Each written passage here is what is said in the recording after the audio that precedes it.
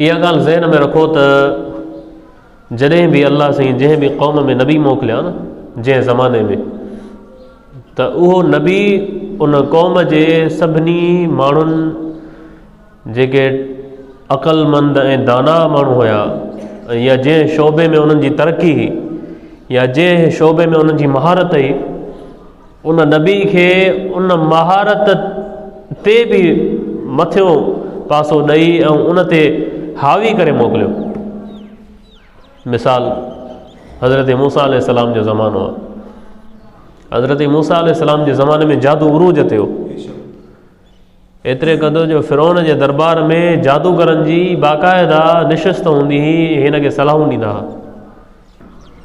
ॿियो मिसाल ईसा अलैहिस्सलाम जो ज़मानो आहे, तिब वॾे उरूज ते आहे, वॾा वॾा तबीब, वॾा वॾा हर मर्ज़ जी हिक खां हिकु, मतिलबु उन ज़माने में तबीबनि ऐं हकीमनि जो उरूज हुयो।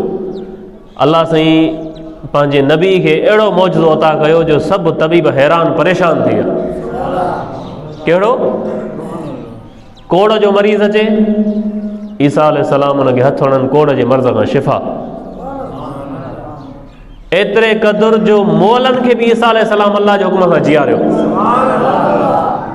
अहिड़ी तरह हर नबीअ खे उन जी क़ौम जा जेके बि दाना हुया, जेके बि होशियार हुया, यानी जेका बि तरक़ी हुई, उन जे मथां हावी करे अल्लाह साईं पंहिंजे नबी खे मोकिलियो त जीअं आम इंसाननि खां मुंहिंजो नबी बुलंद ऐं बाला हुजे।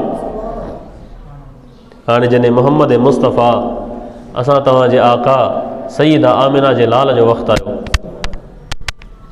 त मुंहिंजे रब खे ख़बर हुई त मुंहिंजे नबीअ जी उम्मत ऐं हीउ ज़मानो चंड ते पंहिंजो क़दम रखंदो। अल्लाह खे इहा ख़बर हुई त मुंहिंजे महबूब जे ज़माने में इंसाननि खे एतिरो अकुल ऐं शऊर हिन जी उम्मत खे अची वेंदो जो हीअ चंड ते पंहिंजा क़दम हणंदी ऐं झंडा खोड़ींदी। हुज़ूर जी सवारी जे जॾहिं जाथो उथी आहे, उनजी मिटी जेका निकिती आहे उनखे बि न पुॼी सघनि। उहो कहिड़ो हुयो? उहो अल्लाह साईं पंहिंजे हबीब खे चंड त छा, पर चंड खां मथे आसमान अर्श मुअल्ला उहो मेराज करायो जो हाणे क़यामत ताईं हुज़ूर जे हिन ज़माने में साइंस तरक़ी करे, पर हमेशह उहा साइंस जी तरक़ी मुस्तफ़ा करीमनि जे नाले ने पाक जी मोहताज रहंदी। हुज़ूर जे क़दमनि जे हेठां साइंस जा इंकिशाफ ऐं मुशाहिदा हूंदा। अल्लाह खे ख़बर हुई त उहो ज़मानो ईंदो 1400 साल बाद, एतिरो शऊर अची वेंदो जो ख़ला में सैर कंदा, मथे उॾंदा, त पंहिंजे इहो गवारा न हुयो रब खे, अल्लाह साईं खे, त हुज़ूर जी उम्मत चंड ते पहुचे, उते पंहिंजा क़दम रखे ऐं ख़ला में सैर करे, ऐं सुभाणे को उथी चए त अॼु असां ॾिसो ख़ला में सैर था कयूं, ऐं मुसलमाननि जे नबी खे अल्लाह साईं इहो बि मक़ाम न ॾिनो हो। त उन्हनि जे लाइ अल्लाह रब्बुल इज़्ज़त फरमायो वन नज्म इज़ा हवा, कसम आहे उन सितारे जो। नजम आहे हिते मदीने वारो साईं, सितारो केरु आहे? उहो सईदा आमिना जो लाल।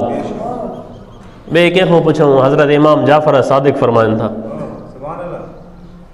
त हिते वन नजम व मुराद ज़ात मुस्तफ़ा है।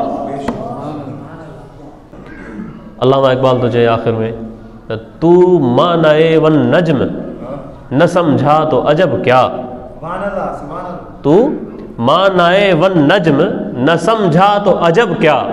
जेकॾहिं तूं वन नजम सूरत जी इन लफ़्ज़ जी माना न सम्झे त कहिड़ी वॾी ॻाल्हि आहे। तव्हां क़यामत जेके न मञींदा मेराज खे, अंग्रेज़नि खे, साइंसदाननि खे, सभिनी खे, तू मानाए वन नजम न समझा तो अजब क्या, है तेरा मद्दो जज़र अभी चांद का मोहताज। तव्हां जूं सभु तख़लीक़ूं, साइंस, तव्हांजी रिसर्च अञा चंड जी मोहताज आहे। हुज़ूर जो शान अञा बुलंद।